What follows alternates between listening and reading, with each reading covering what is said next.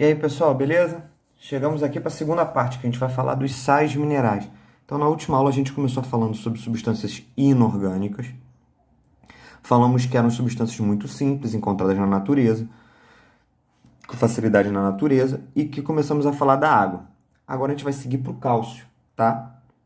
O cálcio, quando a gente fala de substâncias inorgânicas, que a gente vai falar de sais minerais, nessa parte não tem muito o que você mudar, tá? O que você precisa estudar é estudar onde que esses sais minerais são encontrados com facilidade na alimentação e também quais são as principais funções. Essa é a principal, são os principais pontos que você precisa trabalhar, tá? Então a primeira coisa, onde que o cálcio é encontrado com facilidade? Geralmente em leite e derivados do leite, tá? Também são encontrados em alguns vegetais escuros, né? De cor escura, como por exemplo, a couve, é um vegetal com a cor muito escura, tem bastante cálcio. Para que serve o cálcio no nosso corpo, Vinícius? Vamos lá. O cálcio ele tem como principal função a formação de ossos e dentes. É através do cálcio que se formam principalmente os ossos e os dentes. Outra que aparece muito em prova e vocês costumam esquecer sempre: contração muscular. O nosso músculo só se movimenta se tiver a presença de cálcio, tá? A gente só consegue fazer essas movimentações se tiver na presença de cálcio. Tranquilo? Vamos para o próximo sal para a gente não perder muito tempo. Ferro, né? Para que o ferro é importante? Aonde que ele é encontrado? Ah, Vinícius, eu sei que tem ferro no feijão, porque minha mãe fala direto, tem que comer feijão porque tem ferro. Tá, beleza, verdade. Tá? Outro local que tem ferro é a carne vermelha. Carne vermelha tem muito ferro. E o que é interessante, o ferro da carne vermelha, ele é de mais fácil absorção do que o ferro do feijão. Então, o ferro do feijão, ele é menos fácil de ser absorvido do que o da carne vermelha. O que acontece? Cai em questão direto na prova, né? Concursos aí da vida, que o pessoal fala, o brasileiro tem o hábito de comer feijoada. E logo depois da feijoada, chupar uma laranja. Por que isso é importante? Galera, é legal por quê? Porque quando a gente tem o chupa-laranja, a laranja ela tem vitamina C. E a vitamina C transforma o ferro do feijão num ferro parecido com o da carne vermelha. Ou seja, a vitamina C facilita a absorção do ferro do feijão. Tranquilo? E para que serve o ferro? Galera, a principal, aquela que mais aparece na sua prova, é a participação, a formação da hemoglobina. A hemoglobina é um pigmento respiratório. Ela é um pigmento respiratório. Então, é através da hemoglobina que se tem o transporte de gases, tá? Então, é através dela que se tem o transporte de gases pelo corpo. Falta de hemoglobina promove anemia, cansaço, fraqueza, sonolência. Tranquilo? Muito importante. Essa daí sempre cai em prova. Ferro e cálcio são as duas que mais aparecem disparadamente. Tranquilo? Próximo que a gente vai dar uma estudada aqui, já do lado de cá, para não ficar apertado, iodo. O iodo, ele está presente em frutos do mar. Ah, Vinícius, me dá um exemplo de fruto do mar. Peixe, camarão. Ah, banana d'água. Banana d'água não é fruto do mar, não inventa, tá bom? E também presente no sal de cozinha. Tranquilo?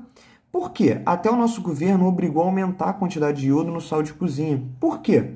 Porque como era difícil da população brasileira como um todo comer frutos do mar, o sal de cozinha, o iodo no sal de cozinha favorece ter mais iodo na alimentação. E ele é importante para quê? Para que ele serve? Mole.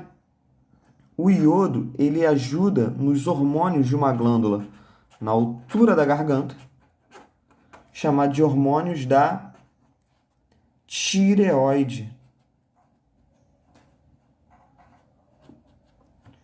Os hormônios da tireoide são feitos à base de iodo. Por isso que o governo obrigou a aumentar a quantidade de iodo no sal de cozinha. Quando tinha pouco iodo na alimentação, a tireoide ficava inchada, como se fosse um papo. E aí a pessoa ficava também com uma consequência chamada hipotireoidismo, fraqueza, cansaço, sonolência. Por isso que o governo obrigou a aumentar a quantidade de iodo no sal de cozinha. Tranquilo? Próximo. A gente vai falar, para a gente dar continuidade aqui à nossa aula, a gente vai falar sobre o fósforo.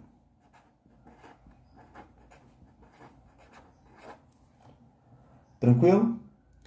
O fósforo, representado pelo fosfato, no elemento P, ele tem como principal local que a gente encontra o fósforo é em carne, nas carnes, em alguns legumes. Tranquilo? Para que o fósforo é importante? O fósforo ele ajuda na formação do DNA e RNA, né, os ácidos nucleicos, e ele também é muito importante para aquela substância que armazena energia no nosso corpo chamada ATP, tá? Que é aquela substância que guarda energia no nosso corpo. Outro de igual importância e também muito interessante para a gente, flúor, tá? Aonde que geralmente a gente encontra o flúor? Na nossa casa, principal forma de encontrar o flúor na nossa casa, na água. A água que vem, ela já é uma água que tem flúor, que já vem utilizado flúor para o tratamento da água. Tranquilo? E qual é a principal importância dele? Ele vai ajudar na manutenção dos dentes.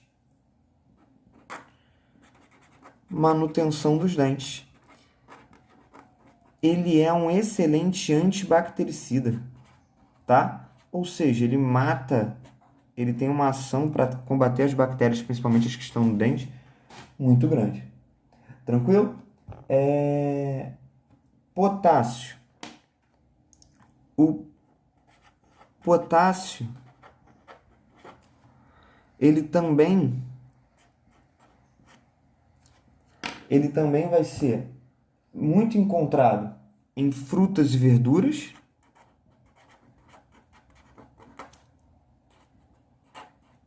Ele ajuda na osmorregulação, ou seja, controlar a quantidade de sais e águas que tem no nosso corpo.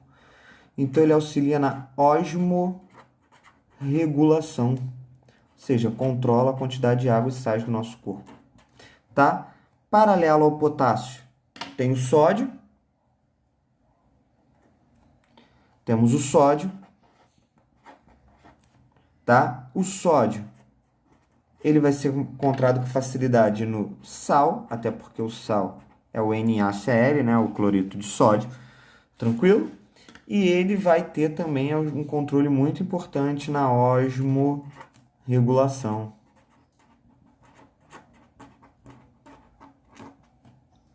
Por último, só para não dizer que não citei, mas aparece um pouco menos, é o lance do magnésio, tá? O magnésio, ele é muito presente em folhas. Ele é muito presente em folhas,